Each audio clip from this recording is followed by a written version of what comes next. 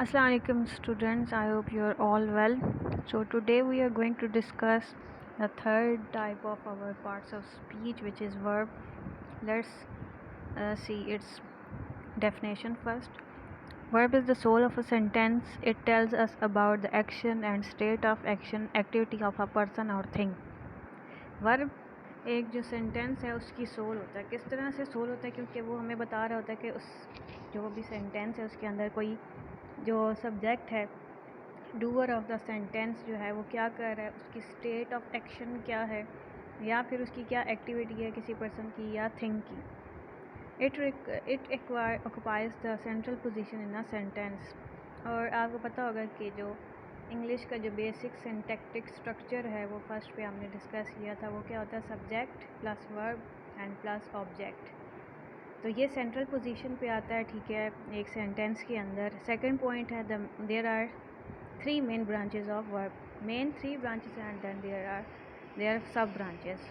First one is main verb की आगे two types हैं, transitive and intransitive verb. Then linking verb and then auxiliary और helping verb. Auxiliary जो word है उसका मीनिंग भी हेल्पिंग ही होता है, और ऑक्सिलरी की आगे फिर सेमी ऑक्सिलरी या आपको मॉडल ऑक्सिलरी वर्ब जो है वो उसकी एक सब टाइप या सब ब्रांच आप उसको कह सकते हैं।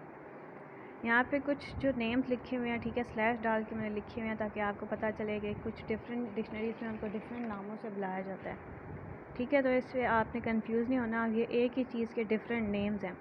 फर्स्ट है main verb, lexical principal verbs. Transitive verbs, first पे transitive verb is a verb which requires an object for its completion or to clear the meaning, ठीक है। ट्रांजिटिव वर्ब्स वो वर्ब्स होते हैं जिसके एंड पे हमें कोई ना कोई ऑब्जेक्ट चाहिए ताकि उसका मीनिंग जो है वो क्लियर हो सके या फिर उसका जो सेंस है वो कंप्लीट हो सके, ठीक है। आप देखें इन सेंटेंसेस को जिसकी एग्जांपल में लिखी हैं। सलमा थ्रोज द गार्बेज, यहाँ पे जो आपका मेन वर्ब है वो क्या है? थ्रोज़। अगर हम सिर्फ यहीं पे रुक जाते हैं कि सलमा थ्रोज़, तो हमें ये क्लियर ना होता कि उसने क्या फेंका है, अपने आप को फेंका है या किसी चीज़ को फेंका है। तो इसके लिए हमें द गार्बेज यानी गार्बेज जो हमारा ऑब्जेक्ट है वो चाहिए ताकि इसका मीनिंग क्लियर हो जाए। इसी तरह से Ali kicks the football, the peon rings the bell, the farmer grows carrots in the field. इन सेंटेंस का स्ट्रक्चर ये इस तरह से होता है क्योंकि कि इसके एंड पे हमें एक ऑब्जेक्ट चाहिए होता है लाजमी, ताकि उसका मीनिंग जो है वो हमारे लिए क्लियर हो सके। Okay, is it clear?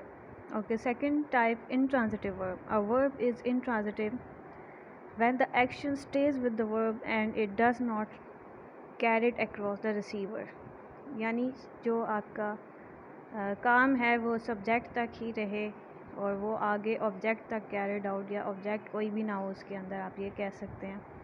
इसके बाद a verb which does not require an object for its completion of meaning और एक्शन, ठीक है। ऐसा वर्ब जिसके एंड पे हमें कोई भी ऑब्जेक्ट नहीं चाहिए उसका मीनिंग क्लियर करने के लिए या कंप्लीशन उसको कंप्लीट करने के लिए। इसकी एग्जांपल्स देखें। इसका भी स्ट्रक्चर इस तरह से होता है कि इसके एंड पे हम अगर ना लगाएं, हमारा ऑब्जेक्ट जो है ना भी लगाएं, तो हमारे उसके ऊपर हमारे सेंटेंस का जो सेंस है, जो आइडिया है वो क्लियर होता है। Examples, she laughs, the bell rings, the they played. ठीक हो गया? I hope you understand this. Next पे आ जाएं फिर। नेक्स्ट है आपका, इसी का आगे एडिशन किया जा रहा है कि adding a prepositional phrase to modify the verb does not change the fact that the action remains with the subject.